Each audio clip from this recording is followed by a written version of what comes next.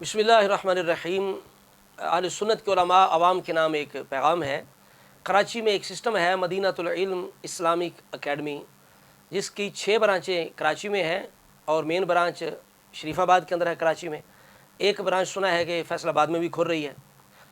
तो इस इदारे को चलाने वाली सफ़िया कादरिया साहबा हैं और उनके शोहर डॉक्टर उमैर साहब हैं।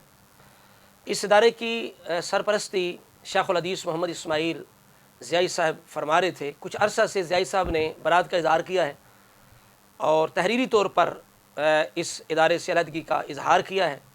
वजह यह है कि कुछ ऐसे मामलात नज़रियाती और अमली सामने आए हैं कि जो गुमराही का बाइस हैं।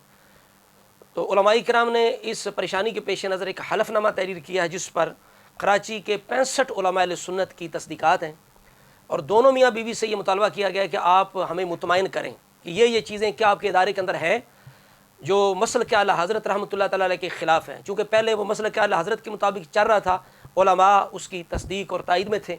अब चूँकि मसलक आला हज़रत और शरीयत के ख़िलाफ़ कुछ चीज़ें वहाँ सामने आई हैं, तो उलमा के अंदर एक तशवीश है। उलमा ने तस्दीक के तौर पर एक हलफनामा उनकी तरफ भेजा है।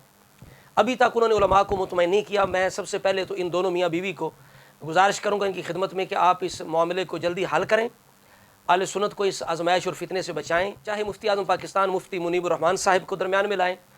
तो जब तक ये उलमाए किराम मुतमईन नहीं होते इस सिस्टम और इदारे की तरफ से, उतनी देर तक उलमाए अहले सुन्नत की खिदमत में गुजारिश करता हूँ, अवाम अहले सुन्नत की खिदमत में गुजारिश करता हूँ, बिलखसूस जो कराची के हैं। अब चूँकि सोशल मीडिया का दौर है, ये मामला कराची का सिर्फ नहीं है, और बिलखसूस उन लोगों की खिदमत में जिनकी बच्चियाँ वहाँ ज़ेर तालीम है, कि ये बच्चियों के अकीदे और तरबियत का मसला है।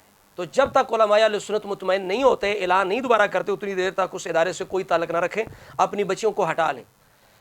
तो जो भी कोई सुन्नी भाई आलिम दीन बाकायदा पूरी तफसील लेना चाहे तो मैं इंशाल्लाह वीडियो के नीचे डिस्क्रिप्शन में एक नंबर दे दूँगा, अल्लामा अबुल खैर मोहम्मद अल्ताफ़ साहिब कादरी रज़वी, उनसे आप मुकम्मल इसकी डिटेल हासिल कर सकते हैं और उनके एक बयान का मैं लिंक भी दे दूँगा। तो आखिर में मैं गुजारिश ज़रूर करूँगा कि चूँकि हदीस मुबारक के अंदर रसूलुल्लाह सल्लल्लाहु तआला अलैहि वसल्लम ने फरमाया है कि जिसने भी किसी औरत को निगरान बनाया तो वो कौम कभी फलाह और कामयाबी हासिल नहीं कर सकती। तो ये बात ज़हन के अंदर रखें कि कोई भी इदारा, कोई सिस्टम, कंपनी जिसकी वाहिद निगरान या पूरी उसके अंदर होल्ड अगर किसी औरत का है तो वो कभी भी सिस्टम कभी भी कामयाब नहीं हो सकता। ज़रूर उसके अंदर कोई ना कोई ख़राबी वाक़ई होगी। तो बिलखसूस जो दीनी मामला है वो बड़ा अहम और नाज़ुक हसास होता है। तो जितने भी इदारे ऐसे हों कि जिनकी निगरानी एक औरत कर रही हो तो कभी भी उस पर भरोसा ना करें, वो ख़तरे की घंटी है।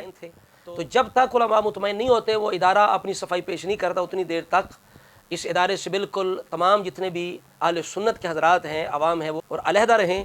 अल्लाह रब्बुल इज़्ज़त की बारगाह में दुआ करते हैं मौला और क़यामत तक हमारे नस्लों के ईमान की हिफाजत फरमाए। अस्सलामु अलैकुम व रहमतुल्लाहि व बरकातहू।